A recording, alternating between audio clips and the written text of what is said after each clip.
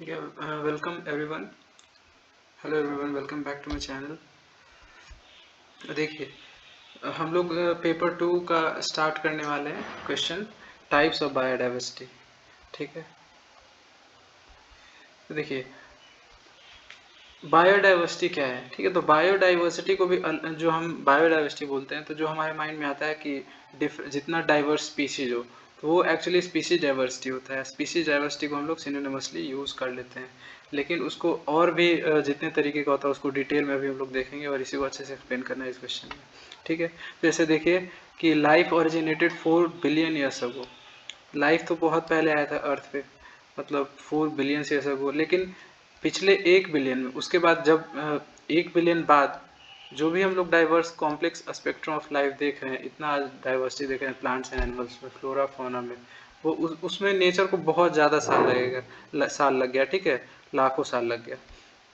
अब ये देखिए, अब भी साइंटिस्ट लोग बिलीव करता है कि जितना हम लोग जानते हैं उससे कहीं ज़्यादा स्पीसीज एग्जिस्ट करता है अर्थ पे, हम लोग बहुत कम जानते हैं। जैसे कि अगर डेटा का देखें तो 1.4 मिलियन स्पीसीज को हम लोग इनलिस्ट कर चुके हैं, हम लोग पहचान चुके हैं, उसको हम लोग क्लासीफाई कर चुके हैं। लेकिन फिर भी अनुमान लगाया जाता है कि लगभग 10 से 80 मिलियन स्पीसीज होगा अर्थ पे। ठीक है, इतना ऐसा ये अनुमान का डेटा है। तो ये सोच लीजिए कि कितना ज़्यादा डाइवर्सिटी है अर्थ पे। ये खुद साइंटिस्ट बोलते हैं कि बहुत ही कम स्पीसीज के बारे में हम लोग जानते हैं, बहुत ही ज़्यादा अनएक्सप्लोर्ड है। यहाँ तक कि अमेजोन इतना घना जो रेन फॉरेस्ट है, ठीक है, तो अमेजोन का बस कुछ परसेंट हम लोग अभी तक डिस्कवर कर पाए हैं, बाकी तो पूरा अनडिस्कवर्ड है। तो उसमें कितना तरीके का स्पीसीज होगा, बस वो एक जंगल का बात हुआ अमेजोन रेन फॉरेस्ट। वैसे ही धरती पे कितना जगह है जहाँ पे हम लोग पहुँच भी नहीं सकते हैं, तो एक्सप्लोर क्या करेंगे। तो बायोडाइवर्सिटी बहुत ही रिच है। ठीक है, reduction in life forms is having grave consequences for the entire living world. ठीक है, तो अब बात ये रहा कि जितना हम लोग जानते हैं उसी में हम लोग देख रहे हैं कि बहुत ही ज़्यादा, बहुत ही सारे स्पीसीज बहुत ही खतरे में है। ठीक है ना, और इसके कारण जो लिविंग वर्ल्ड पे जो इन्वायरमेंट है उसे बहुत ही बुरा असर पड़ रहा है। तो इसीलिए हम लोग बायोडाइवर्सिटी पढ़ने का ये ज़रूरत है कि आखिर हम लोग जितना जानते हैं उसको अच्छे से रख सके, बचा सके और इन्वायरमेंट के बैलेंस को बिगड़ने से बचा सके। ठीक है, तो it has become extremely important, ठीक है, to study the various life forms on earth and causes of their destruction. तो बायोडाइवर्सिटी के बारे में हम लोग पढ़ें, जो भी हम लोग जितना जानते हैं उन स्पीसीज को बचा के रखें और उनका क्या कारण है, उनके डिस्ट्रक्शन में, उनका नंबर घटने में, ये सारे चीज़ों को पढ़ने के लिए। ठीक है, तो biodiversity is the variety of life. Biodiversity का यहाँ डिफिनेशन लिखा हुआ है, ये आपको लिख के आना है जरूर। ठीक है, तो बायोडाइवर्सिटी ये मोस्ट एक्सेप्टेड डिफिनेशन है। तो biodiversity is a variety of life in all it's forms, ठीक है, levels and combinations. It includes species diversity, genetic diversity and ecosystem diversity. तो बायोडाइवर्सिटी मतलब कि जितना भी लाइफ फॉर्म में जितना वैरायटी है ना, अलग अलग लेवल पे, जैसे इकोलॉजिकल लेवल पे, जेनेटिक लेवल पे, स्पीसीज लेवल पे, जितना डाइवर्स है ना लाइफ, उसी को हम लोग एक टर्म में बोलते हैं बायोडाइवर्सिटी। ठीक है, तो biodiversity study eight 3 different levels. अलग अलग लेवल पे पढ़ते हैं बायोडाइवर्सिटी को। एक स्पीसीज डाइवर्सिटी हो गया, दूसरा जेनेटिक डाइवर्सिटी हो गया और फिर तीसरा इकोसिस्टम डाइवर्सिटी हो गया। इसी को एक्सप्लेन करना है। तीन क्या होगा, तीन किस किस लेवल पर बायोडाइवर्सिटी को स्टडी करते हैं, स्पीसीज डाइवर्सिटी, जेनेटिक डाइवर्सिटी और इकोसिस्टम डाइवर्सिटी, और इसी को अच्छे से एक्सप्लेन करना है। तो स्पीसीज डाइवर्सिटी देखिए क्या होता है। तो habitat diversity leads to species diversity. और स्पीसीज में इतना ज़्यादा अलग क्यों होता है, तो मेन सबसे बड़ा जो फैक्टर होता है ना कि उनका हैबिटेट अलग होता है। ठीक है, अलग हैबिटेट के कारण अलग स्पीसीज वहाँ पे रिच होते हैं, वहाँ पाए जाते हैं। ठीक है, तो सबसे बड़ा जो फैक्टर है हैबिटेट, उसमें फिर इन्वायरमेंटल फैक्टर्स भी हैं बहुत सारा। ठीक है, बहुत सारे रीजन है, लेकिन मेन सबसे क्या है, हैबिटेट। अब ओबियसली कोई एक्वेटिक है एनिमल, तो वो टेरेस्ट्रियल तो धरती पे तो रह नहीं सकता है, तो सबसे मेन इंपॉर्टेंट हैबिटेट ही है। कोई एरिड रीजन में रहता है तो वो उसका हैबिटेट है। ठीक है, तो सबसे मेन फैक्टर हैबिटेट है। हैबिटेट बहुत ज़्यादा अलग अलग तरीके का, इसीलिए स्पीसीज का डाइवर्सिटी है। Refers to the number of species in a region. अब स्पीसीज डाइवर्सिटी किसको कहते हैं कि किसी भी रीजन में हम लोग बायोडाइवर्सिटी का, हम लोग मान लिया रिसर्च कर रहे हैं, कोई भी साइंटिस्ट इसका जो अध्ययन करते हैं, तो कैसे किस चीज़ पे ध्यान देते हैं, तो अगर निकालना है स्पीशीज डाइवर्सिटी तो वो एक रीजन का देखेंगे ना। मान लिया कहीं पे रिसर्च करें कि हाँ अमेजोन जो रेन फॉरेस्ट उसका किसी पार्ट में पूरा है, उसमें किसी पार्ट में हम लोग स्टडी कर रहे हैं, तो इस रीजन में मान लिया स्टडी करें तो इस रीजन में कितने तरीके का नंबर ऑफ स्पीसीज है उसको बोलेंगे स्पीसीज डाइवर्सिटी। फॉर एग्जांपल ए कोई स्पीसीज है वो 100 है, ठीक है, मान लिया हाथी है। बी कोई स्पीसीज है लायन है वो 20 है, तो यहाँ का स्पीसीज डाइवर्सिटी क्या है 120, ये गलत है, ठीक है। तो स्पीसीज डाइवर्सिटी दो ही है, दो तरीके का स्पीसीज है ना। हम लोग इंडिविजुअल से मतलब नहीं है, पॉपुलेशन में कितना इंडिविजुअल है उससे मतलब नहीं है, नंबर ऑफ स्पीसीज को बोलेंगे ना स्पीसीज डाइवर्सिटी। तो ये हुआ, ठीक है। तो स्पीसीज डाइवर्सिटी मतलब कि number of species in region, in a particular region. अब रीजन बढ़ाएंगे तो डाइवर्सिटी भी बढ़ सकता है, तो वो स्पेसिफाइड होता है, ठीक है। Biodiversity is commonly use for species diversity only, ठीक है। अब ये जो बताया कि बायोडाइवर्सिटी तो कॉमन टर्म है, इसके अंदर और भी तरीके का डाइवर्सिटी आता है, लेकिन सबसे मेन हम लोग इसको समझ लेते हैं जब बायोडाइवर्सिटी बोलते हैं तो उससे हम लोग स्पीसीज डाइवर्सिटी समझ लेते हैं, और इसी के लिए इसी के जगह पे इंटरचेंजेबली दोनों को यूज किया जाता है। लेकिन एक्चुअली में देखा जाए तो स्पीसीज डाइवर्सिटी के अलावा भी दो और तरह का बायोडाइवर्सिटी होता है, ठीक है। तो वो हो गया ग्लोबल डाइवर्सिटी। अब देखिए एक टर्म आता है स्पीसीज रिचनेस, तो number of species in A site और हैबिटेट, मतलब जितना ज़्यादा डाइवर्स होगा बोलेंगे कि वो एरिया बहुत ही ज़्यादा स्पीसीज रिचनेस है, वहाँ पे बहुत ही रिच है, ठीक है, ये टर्म है। Global diversity total number of species of different taxonomic groups. अब देखो ये और बड़े लेवल पे बात कर रहा है कि total number of species in A taxonomic group, बहुत ही बड़े लेवल पे कितना टोटल नंबर ऑफ स्पीसीज, उसको ग्लोबल डाइवर्सिटी बोल दिए। फॉर एग्जांपल जैसे हम लोग 1.4 मिलियन स्पीसीज को अभी तक जानते हैं पहचानते हैं, तो बोल सकते हैं कि हाँ ग्लोबल जो स्पीसीज डाइवर्सिटी है वो 1.4 मिलियन है, तो ये ग्लोबल डाइवर्सिटी। अब species diversity is studied at 3 levels. अब स्पीसीज डाइवर्सिटी को भी 3 लेवल पढ़ते हैं, अल्फा डाइवर्सिटी, बीटा डाइवर्सिटी और गामा डाइवर्सिटी, ठीक है। तो अल्फा डाइवर्सिटी क्या होता है, तो alpha diversity the diversity with in a particular area, किसी भी पार्टिकुलर एरिया में डाइवर्सिटी ऑफ किसी भी पार्टिकुलर एरिया इकोसिस्टम में जितना नंबर ऑफ स्पीसीज है उसको बोलेंगे अल्फा डाइवर्सिटी, ठीक है। तो usually expressed by the number of species, इसको किस चीज़ से एक्सप्रेस करते हैं, तो नंबर ऑफ स्पीसीज, कोई नंबर होगा 1000 2000, किसी भी एरिया में अल्फा डाइवर्सिटी बता रहे हैं, मान लिया 1000, तो मतलब वहाँ 1000 तरीके का स्पीसीज पाया जा रहा है, ठीक है, किसी भी इकोसिस्टम या स्पेसिफाइड एरिया में। Number of species consisting at a site, जैसे ये नीचे एग्जांपल से देखें तो जैसे ये एक एरिया बनाया हुआ है, ठीक है। अब इसमें हम ये जो अलग अलग शेप्स बनाए हैं वो अलग अलग स्पीसीज को रिप्रेजेंट कर रहे हैं, तो इसमें देखिए कितना तरीके का स्पीसीज बना है। एक तो ये राउंड है, राउंड और कलर्ड, ठीक है, भरा हुआ गोल, एक ये स्पीसीज को रिप्रेजेंट कर रहा है जिसका 2 इंडिविजुअल है। तो इंडिविजुअल कितना है सेम स्पीसीज का उससे मतलब नहीं है, कितना स्पीसीज है वो देखना है। तो एक ये हुआ राउंड, ठीक है, भरा हुआ राउंड, और ये खाली वाला राउंड, ये दूसरा स्पीसीज हो गया। ये स्क्वायर, खाली वाला स्क्वायर, तीसरा स्पीसीज, और ये ट्रायंगल चौथा स्पीसीज, और ये सारा खाली ट्रायंगल है, एक ही स्पीसीज है। तो मतलब टोटल 4 है, तो अल्फा डाइवर्सिटी कितना हुआ 4। तो अल्फा डाइवर्सिटी कुछ नहीं, किसी भी स्पेसिफाइड एरिया में टोटल नंबर ऑफ स्पीसीज को बताता है, ना कि टोटल नंबर ऑफ इंडिविजुअल को। अब देखिए beta diversity, a comparison of diversity between ecosystem. अब बीटा डाइवर्सिटी का वहाँ बात करते हैं जहाँ पे किसी दो रीजन में कंपैरिजन हो कि हाँ ये रीजन ज़्यादा डाइवर्स है कि ये रीजन ज़्यादा डाइवर्स है। किसी दो रीजन में जब कंपैरिजन हो, फॉर एग्जांपल एक ये रीजन है एक ये रीजन है, दोनों में स्पीसीज हैं, दोनों में अलग अलग स्पीसीज हैं। अब इस दोनों में जब कंपैरिजन करना होता है किसी दो रीजन को लेके, तो हम लोग बीटा डाइवर्सिटी के फॉर्म में बताते हैं, ठीक है।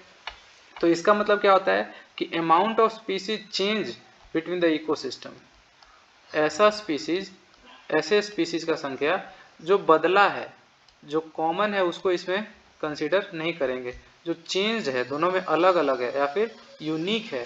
फॉर एग्जांपल इसमें एलिफेंट है, ठीक है, इसमें भी एलिफेंट है, इसमें लायन है, इसमें भी लायन है, इसमें वुल्फ है, ठीक है, लेकिन इसमें वुल्फ नहीं है, ठीक है। जैसे मान लिया कि डियर है, ठीक है। तो इनमें कौन सा स्पीसीज जो दोनों रीजन में यूनिक है, एलिफेंट है क्या, नहीं, एलिफेंट तो दोनों में है।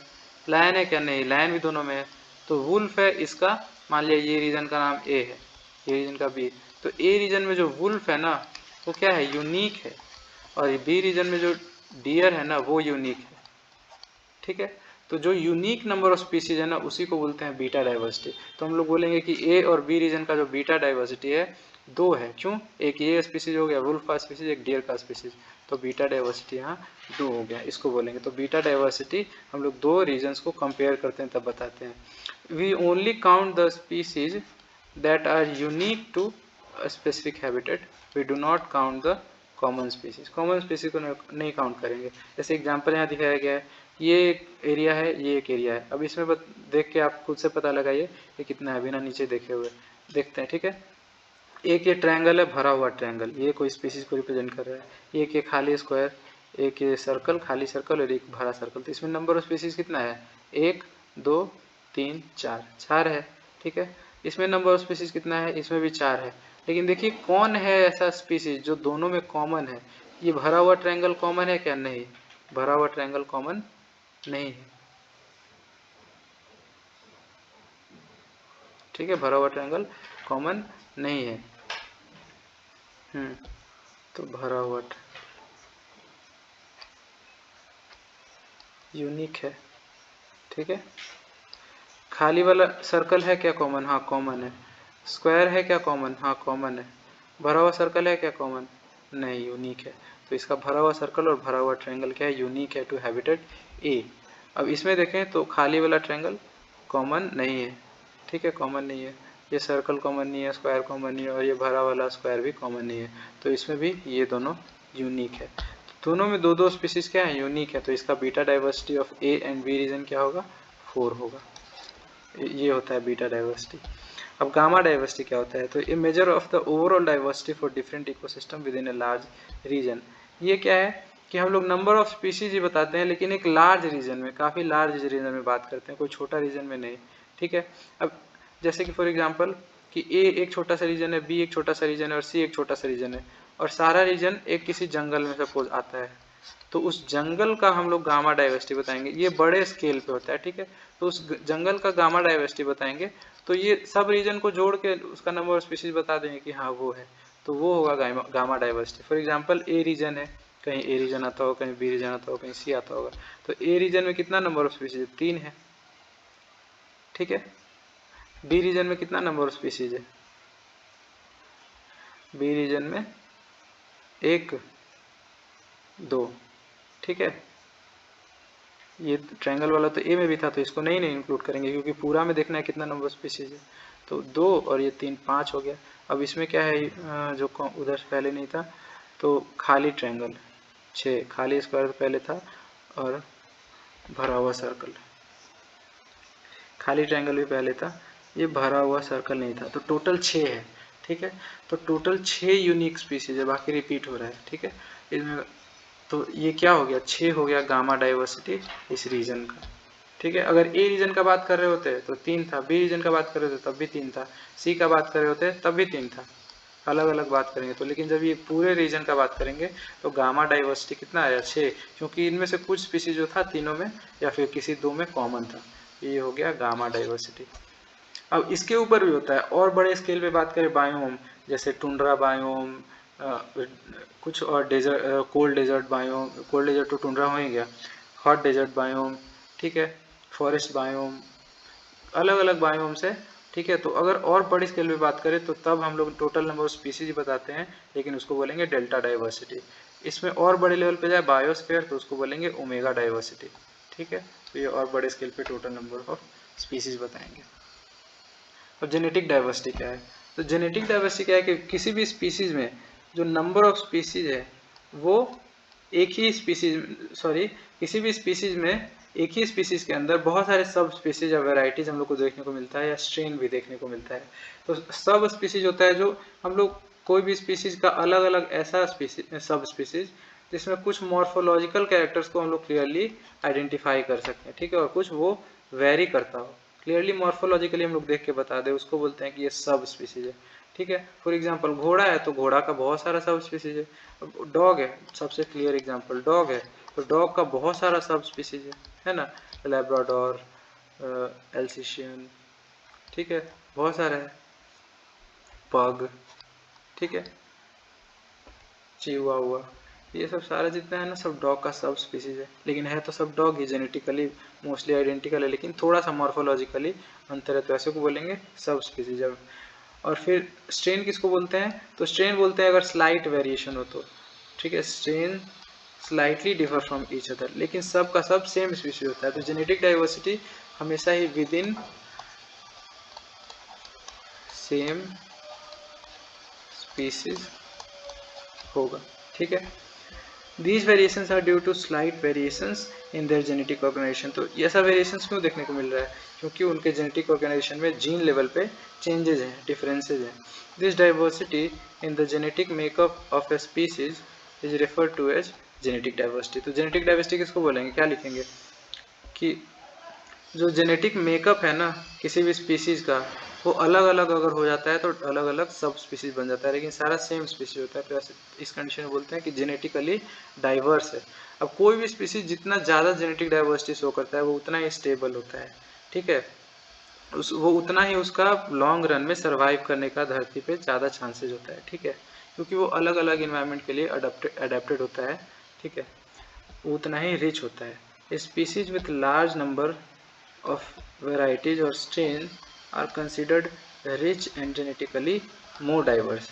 Genetic variation arise due to, अब देखिए जेनेटिक वेरिएशन होता क्यों है, तो ये सब सारा फैक्टर्स है, क्रोमोजोमल म्यूटेशन, ये लिखेंगे एक्सप्लेन करेंगे, जेनेटिक ड्रिफ्ट के कारण, ठीक है, जब सडन कोई फैक्टर के कारण, कोई जैसे वोल्केनिक इरप्शन हो गया, कोई भी नेचुरल फेनोमेना या कोई भी चीज़ के कारण जब किसी भी पॉपुलेशन में से कट जाए या आइसोलेट हो जाए तो उसको जेनेटिक ड्रिफ्ट बोलते हैं। ये हमेशा ही सडन होता है। फॉर एग्जांपल एक पेंगुइन था, एक पेंगुइन नहीं, एक पेंगुइन का ग्रुप था, आइसबर्ग पे रह रहा था, वो किसी रीजन से आइसबर्ग टूट गया, तो एक मेजर पॉपुलेशन वो अब अलग हो गया, तो ये क्या हो गया, पॉपुलेशन का जेनेटिक ड्रिफ्ट हो गया, एक काफ़ी बड़ा जीन पूल वो आइसोलेट हो गया। अब हो सकता है कि वो थोड़ा लॉन्ग रन में वो अलग कैरेक्टर्स को ऑक्यूपाई करे, उसमें वेरिएशंस आए, इसको जेनेटिक ड्रिफ्ट बोलते हैं। वैसे म्यूटेशन हो सकता है, क्रॉसिंग ओवर, जो सेक्सुअल रिप्रोडक्शन में जो क्रॉसिंग ओवर होता है, ठीक है, जिसके कारण वेरिएशन आता है, नेचुरल सिलेक्शन, सारा फैक्टर्स इसके कारण वेरिएशन आता है। अब जेनेटिक लेवल पे वेरिएशन आया, जेनेटिक वेरिएशन इज मस्ट। अब जेनेटिक वेरिएशन बहुत जरूरी भी है किसी भी एडेप्टेशन या इवोल्यूशनरी चेंजेस के लिए, इसके बिना इवोल्यूशन नहीं हो सकता है, जेनेटिकली कोई वेरिएशन ही नहीं आएगा अगले जनरेशन में तो इवोल्यूशन हो ही नहीं सकता है, ठीक है, it is the pre requisite for evolution, ठीक है। Genetic variation is mainly expressed in terms of allele, genetic variation को हम लोग एलील्स के टर्म में एक्सप्रेस करते हैं, और इसको पॉपुलेशन स्टडी में हम लोग इसको एक्सप्लेन करते हैं, पॉपुलेशन स्टडी में ये काम आता है। अब देखिए genetic variation now can be measured by different techniques. अब जो है ना काफ़ी सारा टेक्निक्स आ गया जिससे हम लोग जेनेटिक वेरिएशंस को निकालते हैं, समझते हैं या कैलकुलेट करते हैं, जैसे एलोजाइम एनालिसिस, डीएनए फिंगरप्रिंटिंग हो गया, पॉलीमरेज चेन रिएक्शन हो गया, ठीक है, रेस्ट्रिक्शन साइट मैपिंग हो गया, डीएनए सीक्वेंसिंग हो गया, ये सारे खेल से हम लोग जेनेटिक वेरिएशंस को स्टडी कर सकते हैं, ठीक है। अब इकोलॉजिकल डाइवर्सिटी थर्ड नंबर। अब ये देखिए इकोलॉजिकल डाइवर्सिटी का दूसरा नाम ही होता है कम्युनिटी डाइवर्सिटी, कम्युनिटी डाइवर्सिटी। तो ऐसा क्यों है, क्योंकि बस ये याद रखना है, आप पूरा एक्सप्लेन हो जाएगा। देखिए कम्युनिटी किसको कहते हैं, पहले तो एक स्पीसीज हो गया, वन स्पीसीज, एक ही स्पीसीज का बहुत सारे इंडिविजुअल है तो उसको पॉपुलेशन बोलते हैं, और एक से ज़्यादा स्पीसीज आ गया, मोर देन वन स्पीसीज, तो उसको मोर देन वन स्पीसीज हो गया तो उसको कम्युनिटी बोलते हैं। एक स्पीसीज आया, दूसरा स्पीसीज आया, तीसरा स्पीसीज आया। फॉर एग्जांपल एक पेड़ है, पेड़ पेड़ के जो खोड़हड़ है उसमें कोई बर्ड रह रहा है, ठीक है, यहाँ पे एक स्पीसीज, ऊपर पत्ता है, स्टेम है, उसमें कोई और घोंसला बना के रह रहा है, वहाँ कोई दूसरा बर्ड रह रहा है, ठीक है, दूसरा स्पीसीज। हो सकता है कि नीचे रूट्स के पास कोई सांप बिल बना के रह रहा है, ठीक है, तीसरा स्पीसीज। तो ये पेड़ एक खुद में एक कम्युनिटी को डेवलप कर रहा है, इकोलॉजिकल कम्युनिटी इसको बोलते हैं, ठीक है। तो जितना ज़्यादा तरह का कम्युनिटी किसी भी बड़े रीजन में रहेगा ना वो उतना ही ज़्यादा स्टेबल होता है, बोलेंगे कि वो उतना ही इकोलॉजिकली डाइवर्स है। फॉर एग्जांपल किसी जंगल में है और सब जगह हम लोग को इसी तरीके की कम्युनिटी देखने को मिल रहा है कि यहाँ कुछ बर्ड्स हैं और नीचे सांप है, ऐसा, ठीक है, तो एक तरीके की कम्युनिटी हर जगह कुछ ऐसा ऐसा ही कम्युनिटी है। लेकिन मान लिया कि कोई ऐसा जंगल जिसमें कुछ इधर कुछ बहुत सारा इंसेक्ट्स रह रहा है, ऐसा है, कुछ दूसरी जगह गए तो पेड़ पे बहुत सारा बंदर रह रहा है, तो कम्युनिटी है लेकिन अलग अलग तरीके का कम्युनिटी है। ये कम्युनिटी का नाम अगर ए दिए सांप और 2 तरीके का बर्ड का, तो इसको हम लोग बोल सकते हैं बी कि इस पे बंदर रह रहा है, ठीक है, गिलहरी रह रहा है, आर्बोरियल है, ठीक है। तो ये दूसरा तरीके का कम्युनिटी हुआ। तो जितना अलग अलग तरीके का कम्युनिटी होगा ना किसी भी इकोसिस्टम में, उतना ही ज़्यादा इकोलॉजिकली रिच होगा, इकोलॉजिकली डाइवर्स होगा। इसीलिए इसी चीज़ को बोलते हैं इकोलॉजिकल डाइवर्सिटी, ठीक है। Different land forms support different and specific vegetation. ये तो है कि डिफरेंट लैंड फॉर्म, जैसे वहाँ लैंड रहेगा, जैसा वहाँ कंडीशंस रहेगा, ये बायोटिक फैक्टर वैसा ही वेजिटेशन ग्रो होगा और वैसा ही फिर उस पर फौना ग्रो करेगा, वैसा ही पाया जाएगा, ठीक है। अब ecosystem diversity is in contrast to genetic and species diversity is different to measure since the boundaries of the communities which constitute is not distinct. अब देखिए जेनेटिक डाइवर्सिटी के जैसा और स्पीसीज डाइवर्सिटी के जैसा इसको क्लियरली नहीं मेजर कर सकते हैं, क्योंकि कम्युनिटीज़ का बाउंड्री बहुत क्लियर नहीं होता है। हो सकता है कि ये बंदर जो यहाँ बी कम्युनिटी में रह रहा है वो कूद कूद के कभी कभी यहाँ ए पेड़ पे भी घूमने जाता है, ठीक है, इधर भी जाता है। तो हम लोग क्लियरली नहीं हम लोग बता सकते हैं कि ये बंदर जो है किस कम्युनिटी का हिस्सा है। हो सकता है ये इस छोर, ये पेड़ है जंगल के इस छोर पे है, वो पेड़ है जंगल के उस छोर पे है। तो एक मोटा मोटी होता है, क्लियर हम लोग कम्युनिटी में कोई डिस्टिंक्शन नहीं बता सकते हैं। इसीलिए जो कम्युनिटी डाइवर्सिटी है वो उतना क्लियर हम लोग नहीं बता सकते हैं जेनेटिक और स्पीसीज डाइवर्सिटी के जैसा। जैसे स्पीसीज डाइवर्सिटी तो हम लोग काउंट करके बता दिए कि हाँ 100 है, इतना डाइवर्स है। कोई और जंगल है वहाँ 1000 है, वो बहुत ज़्यादा डाइवर्स है, लेकिन कम्युनिटी डाइवर्सिटी उतना क्लियर नहीं बता सकते हैं। अब कम्युनिटी डाइवर्सिटी जो है is the synonym of ecosystem diversity, हम सबसे पहले बता चुके, यही याद रख के जाना है एग्जाम में। कम्युनिटी डाइवर्सिटी इकोसिस्टम डाइवर्सिटी एक ही चीज़ है, ठीक है। And is defined as the diversity of community, कितना ज़्यादा कम्युनिटी डाइवर्स है, कितना तरह तरह का कम्युनिटी किसी इकोसिस्टम में पाया जा रहा है, ठीक है, विद इन लार्ज एरिया और ecosystem. Loss of ecosystem diversity may be considered as ultimate cause of loss of species and genetic diversity। अब देखिए इकोसिस्टम डाइवर्सिटी खत्म होने से, इकोसिस्टम डाइवर्सिटी अगर खराब होगा, उतना डाइवर्स नहीं रहेगा, तो स्पीसीज भी धीरे धीरे जो इकोसिस्टम जो बना रहा है वो कम्युनिटी, वो अनस्टेबल होते जाएगा। और अगर थोड़ा सा क्लाइमेटिक चेंज आया तो उसमें सर्वाइवल का चांसेस या तो पूरा इरेडिकेट हो जाएगा, सर्वाइवल का चांसेस बहुत कम होगा। जितना ही ज़्यादा डाइवर्स होता है ना, उतना ही प्रोडक्टिविटी किसी भी इकोसिस्टम का ज़्यादा होता है, और वो उतना ज़्यादा स्टेबल होता है। तो इकोलॉजिकली जितना डाइवर्स होगा उतना ही वो स्पीसीज भी, उसका चांसेस कम है एक्सटिंक्शन का, और जेनेटिक डाइवर्सिटी भी उसमें बना रहेगा। तो यही है, पूरा क्वेश्चन हो गया। आई होप कि आपको सब चीज़ समझ में आ गया, और नोट्स भी इसी में है, ठीक है। बाकी नेक्स्ट वीडियो में देखते हैं। Thank you.